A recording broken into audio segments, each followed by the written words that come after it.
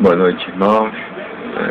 Antes de dormir, eu gostaria de trazer uma mensagem para a nossa edificação sobre a fé cristã e a consciência cristã. A fé cristã ela é baseada na revelação que Deus dá para o homem, mas a consciência cristã ela é baseada no conhecimento que o homem obtém através do estudo da fé cristã, baseado na palavra de Deus. As duas, elas deveriam se completar, como Jesus disse que meu povo é destruído por falta de conhecimento, mas ele também disse que errais por não conhecer a Escritura nem o poder de Deus. Então, nós temos que conhecer as Escrituras, mas também o poder de Deus. Quando Deus fala assim, que é melhor obedecer que sacrificar, ele não está excluindo o sacrifício, ele está dizendo que é melhor obedecer. Ou seja, é bom sacrificar, mas melhor sacrificar, porque Deus exige sacrifício de nós, mas o que Ele quer mais é que a gente obedeça. Ou seja, não adianta a gente oferecer sacrifício para Deus se Ele não pediu. E aí, o que Ele pediu, que é obedecer a palavra, a gente não obedece, então que adianta fazer sacrifício voluntário? Agora, quando Ele pede o sacrifício, aí os dois estão contidos no só. Aí você está sacrificando e está obedecendo. Então, nós temos que entender quando é uma coisa, quando é outra, as circunstâncias, a maneira de Deus atuar na nossa vida espiritual, ela vai variando. Então, uma hora Ele te castiga só porque você pensou alguma coisa ruim, outra hora Ele te perdoa por uma coisa que você fez até grave. Então, por isso que às vezes a gente pensa até que Deus está deixando, está concordando com algum erro, com algum pecado. Não, Deus ele age de forma diferente para a gente aprender com Ele, e só com Ele e através dele, pelo Espírito Santo. Então, a fé cristã, ela é baseada na revelação, que é a palavra rema que Deus dá para a gente viver a vida do nosso dia a dia, porque a palavra de Deus, ela é uma palavra, quando a gente vive só na palavra, ela é letra estática, é um pedaço de papel cheio de letrinha. Mas quando a gente pega essa palavra e começa a praticar ela, então aí Deus se manifesta, porque Ele percebe que a gente está praticando a Bíblia com sinceridade. Um coração sincero diante de Deus mexe com Deus, faz ele olhar para a gente e dispensar o seu cuidado, porque não estamos brincando sem temor, sem reverência, não estamos sendo irreverentes com Deus. Então Ele vendo a nossa vontade, a nossa determinação, a nossa coragem de praticar a palavra de Deus, então Ele começa a direcionar pelo seu Espírito, por gemido inexprimível, através dos seus anjos. Não, Marco, olha, você está querendo, mas não é por aqui, não é por aqui. Olha, você está muito presunçoso, vou tirar a mão de sobre você, você vai capotar para você ver que você está andando pelo teu coração, não pelo meu. Então, aí a gente vai capotando, vai errando, vai pecando, mas isso é como se fosse o termômetro. Os erros são termômetros para nós acertarmos. Não é bem como as pessoas dizem, porque quando a gente tem o Espírito de Deus, nós somos novas criaturas, nós não queremos mais errar, erramos por acidente. Agora, uns acidentam-se mais e outros menos. Os mais infantis erram constantemente os mesmos erros e não percebem a chamada de Deus para correção e continua ali 10, 20, 30 anos no mesmo erro.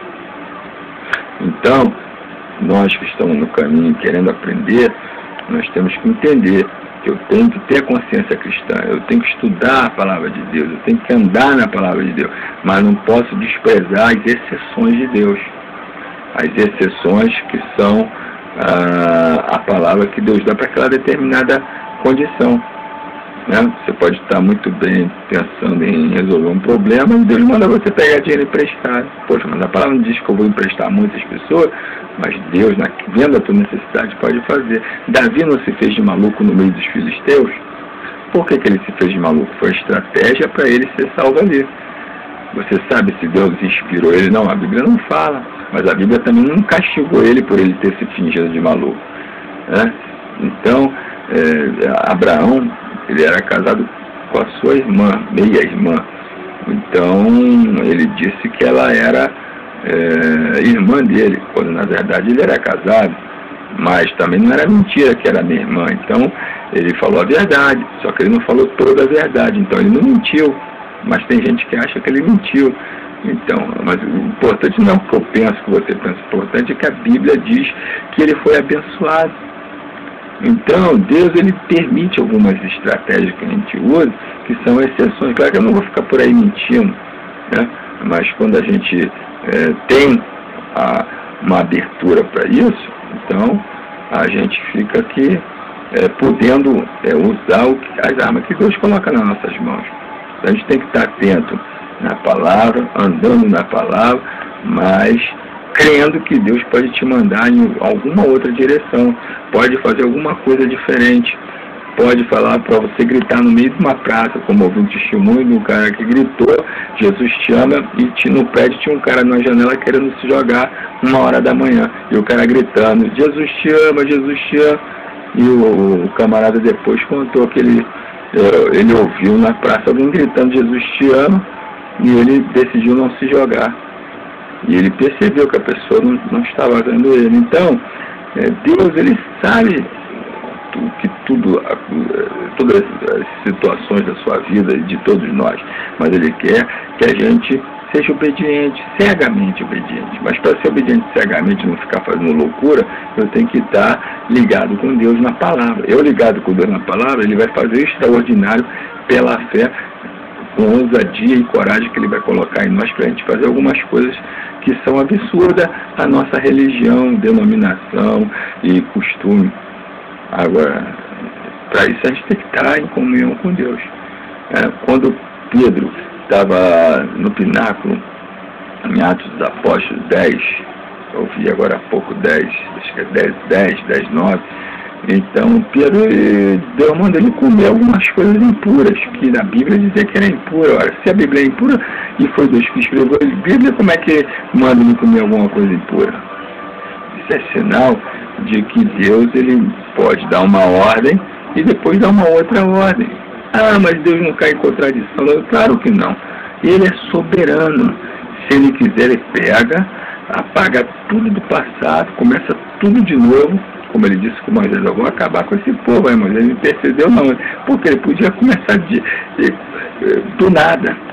Ele pode fazer todas as coisas, né? Então, muito embora ele tinha prometido não acabar com o povo através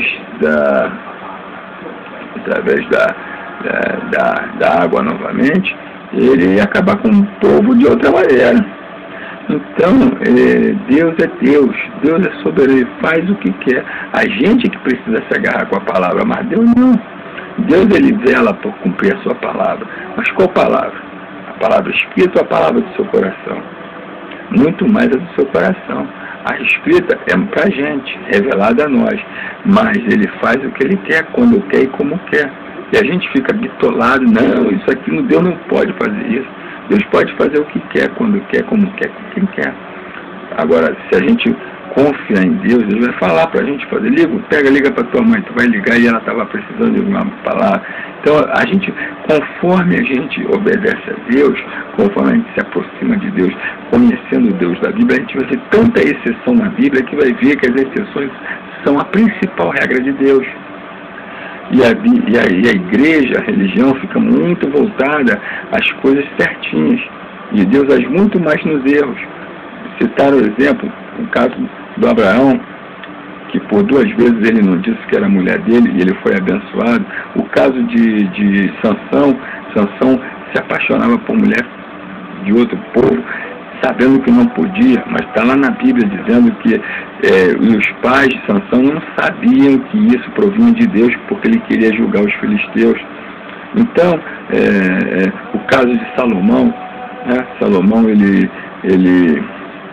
se casou com várias mulheres, Deus deu paz para ele, a sabedoria dele foi tanta, tamanha, tão grande, que ele percebeu que tudo estava no controle de Deus.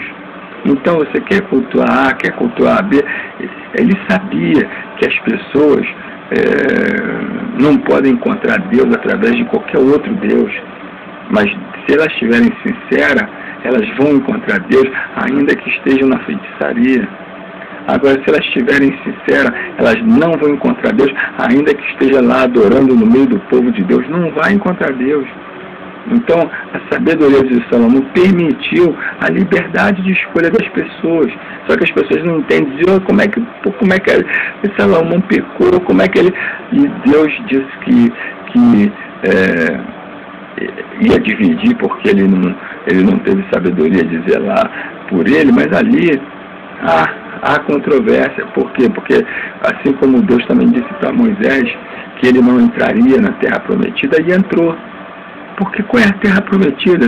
Não é no céu, não é Jerusalém celestial. Tanto é que Satanás foi disputado pelo corpo de Moisés e o anjo do Senhor falou, não, que o Senhor te repreenda, não deu. Está lá em Judas. Então, muitas vezes, Deus ele não diz toda a verdade, porque para nós só interessa o que está na Bíblia. Mas ele tem muito mais a nos dizer, muito mais do que Jesus falou. Que muitas coisas mais tinha para dizer, mas não poder suportar. Como é que a gente vai entender um Deus que criou Satanás, que nos atormenta, e ele tem poder para tirar e não tira? Por que não tira? Porque tem um fim proveitoso no mal. Apesar que o mal é mal, mas foi através do mal que eu busquei a Deus. Se não tivesse o mal na minha vida, na vida das pessoas, como é que elas vão buscar? Viver a vida feliz, que seria o paraíso. Então, o mal na terra é importante para a gente querer o bem eterno no céu com Deus. A fé cristã, ela tem que completar a consciência cristã. Nós não podemos ficar só andando pela razão, agarrado ali à letra, isso é legalismo. Nós temos que amar a palavra de Deus, mas sabendo que Deus é que tem que ser muito mais amado. Nós não podemos amar mais a palavra do que a Deus, porque Deus pode dizer, olha, come, bebe aquilo ali, não, aquilo ali é coisa imunda, como disse Pedro. Então eu tenho que obedecer a Deus. Para isso, nós temos que ter mais intimidade com Deus. Lendo a palavra, praticando. Pode errar aqui, agora. Tem muita gente que olha para mim, me vê como arrogante, me vê... Deus já me falou isso, eu sei que eu sou humilde, porque a humildade não está em você dizer ou não que é humilde. A humildade está lá dentro do teu coração. E Deus não se revela soberbo. Deus não dá linha na pipa de pessoas com características de filho de Satanás. Pessoas que não se humilham. Né? Mas eu, graças a Deus, eu me reconheço que eu sou pó e cinza. Sou um verme de Jacó.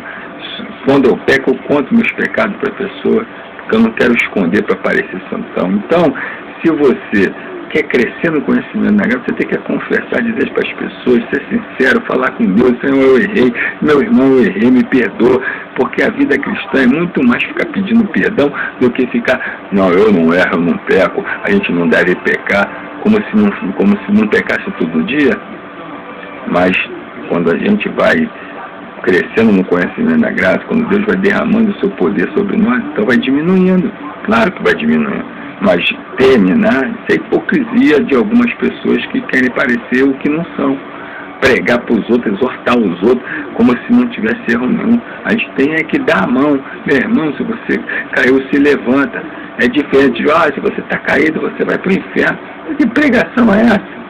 Que arrogância é essa? Como você também não vai para o inferno por causa dos seus pecados? Claro que vai. Porque você está julgando as outras pessoas por você mesmo. Então, não julgue, meu irmão.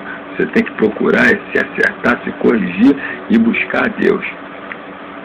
Observando a palavra, mas o poder de Deus. Deus abençoe. Uma boa noite. Espero que você concorde comigo. E se você discordar, me perdoe do fundo do meu coração, porque todos nós temos direito de pensar diferente. O importante é crermos em Deus, ouvirmos a voz do Espírito Santo e procurarmos nos corrigir todos os dias. Amém.